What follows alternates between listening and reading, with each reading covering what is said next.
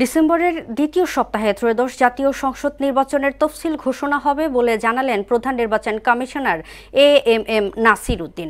সকালে রাজধানীর শেরেবাংলা নগর উচ্চ বালিকা বিদ্যালয় মক ভোটিং পরিদর্শন শেষে তিনি এ কথা জানান। এ সময় একই দিনে জাতীয় নির্বাচন ও গণভোট আয়োজনে ইসি প্রস্তুত জানিয়ে গণভোটের ব্যাপক প্রচারণার তথ্য মন্ত্রণালয়কে দায়িত্ব দেওয়া হবে বলেও জানান সিএসি। এমআর আসাদের রিপোর্ট। ত্রয়োদশ জাতীয় সংসদ নির্বাচনের প্রস্তুতির অংশ হিসেবে মক ভোটিং এর আয়োজন করে নির্বাচন কমিশন। রাজধানীর একটি প্রস্তাবিত ভোট কেন্দ্রে এ অনুশীলন পরিদর্শন করেন সিইসি এএমএম নাসির উদ্দিন। পরিদর্শন শেষে সিইসি নির্বাচনের তফসিল নিয়ে কথা বলেন। জানান, ডিসেম্বরের দ্বিতীয় সপ্তাহেই আসছে ঘোষণা।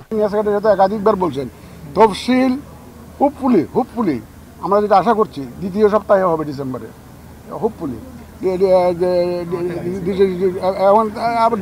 ডেটগুলো আপনারা তখন জানতে পারবেন। তফসিল হলে একটা সুন্দর গ্রহণযোগ্য পার্টিসিপেটরি ইলেকশন উপহার দেওয়ার যে একটা ওয়াদা দিয়েছে, সেটা আয়োজন করতে গেলে একটা পোলিং সেন্টারে কী ধরনের আবহাওয়া থাকা দরকার, কী ধরনের পরিবেশ থাকা দরকার, ভোটারদের কিউ কীরকম হবে, পুলিং অফিসাররা কীরকম করে বসবে, প্রিসাইডিং অফিসাররা কীরকম করে বসবে, সার্বিক বিষয়াদি, ইভেন আপনাদের সাংবাদিক ভাইদের ভূমিকা কীরকম হতে পারে, যাবতীয় বিষয়াদি আমরা আজকে প্র্যাকটিক্যাল ডেমনস্ট্রেশনের মাধ্যমে দেখতে চেয়েছি এই মক ভোটিংয়ের এক্সারসাইজের মাধ্যমে। তো গণভোট যদি একসাথে করতে হয় তাহলে আমাদের টাইম ম্যানেজমেন্টের একটা বিষয় আছে।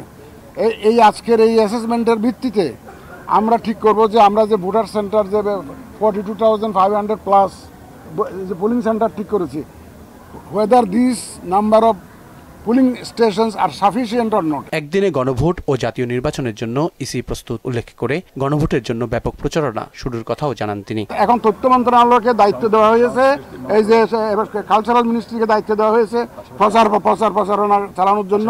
আমরাও আছি সাথে, আমরা সাথে মিলে এই প্রচারণাটা ব্যাপক প্রচারণা করব। আইন শৃঙ্খলা পরিস্থিতির ইতিবাচক উন্নতি ভোটের মাঠে গুরুত্বপূর্ণ ভূমিকা রাখবে বলেও উল্লেখ করেন CEC. Law and order situation তো ইমপ্রুভ করে গেছে, অনেক ইমপ্রুভ করেছে, এবং আমরা তো continuously we are coordinating with the law enforcement agencies. আপনারা দেখতেছেন, আপনারা কভার করেছেন।